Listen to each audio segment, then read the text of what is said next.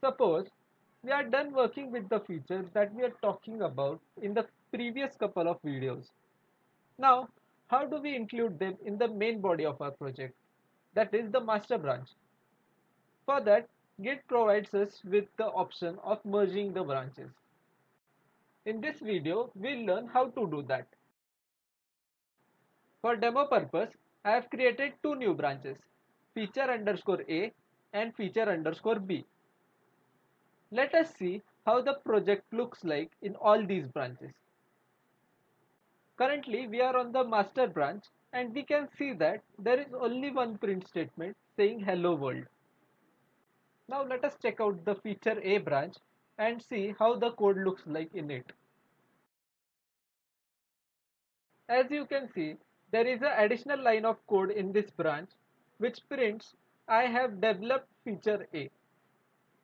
Now let us check what code resides in branch feature B. For that, we check out the branch feature B.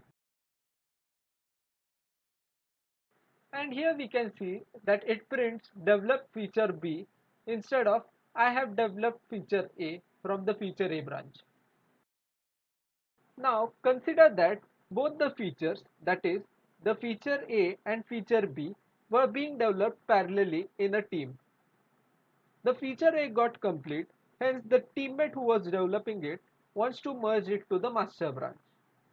But while merging branches, we have to be on the target branch, that is the branch on which the other branch has to be merged to. In our case, the target branch is master branch. Hence, we have to switch to master branch before merging. Now that we are on the master branch, let us merge the feature A branch onto the master branch. For this, we use the command git merge followed by the source branch name. In our case, it is feature A. Notice that we are still on the master branch. Now let us check how the code appears. Here you can see that the print line from the feature A branch has been added to the code as expected.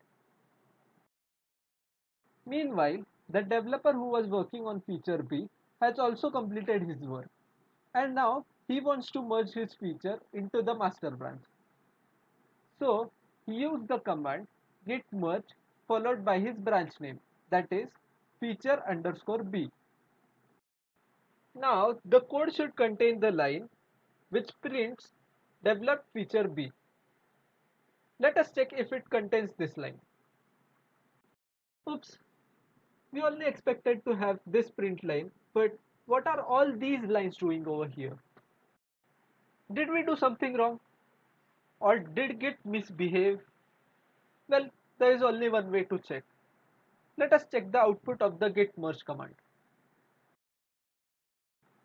Here it says automatic merge failed, and we have to fix the conflicts and then commit the result. Hmm, that's strange. Why did the automatic merge fail? And why did it not fail the first time? Well, apparently the answer is when we have changes to the same part of the code in the two branches that we are trying to merge, Git cannot decide which part to keep and which to delete, or whether to keep both the parts. Hence, in such cases, instead of committing a mistake, Git asks us for help and tells us to fix the conflict and then commit the changes. Okay, now we know that there are conflicts in the merge. But where do we look for these conflicts? Well, Git also helps us in that. The output of the merge command clearly states that the merge conflicts are in hello-world.java file, the file which was opened in the Eclipse Studio. Now, before resolving the conflicts, let us first understand what all these new added lines mean.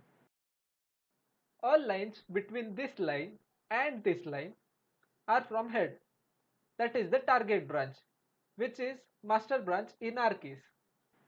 Whereas all the lines between this line and this line are from the feature underscore B branch. Usually when conflicts arise, the team members whose changes are involved sit together and decide whether to keep one change or the other, or to mix the changes, or to change the code altogether. In our case, the programmers decided to keep both the statements and just modify the second statement to suit the whole program. So they removed all the extra lines which were added by Git and changed the second print statement to and developed feature B. Now that we have solved all the conflicts, let us add these changes to the staging area and then commit them. Now let us check the log of the commits which are present on the master branch.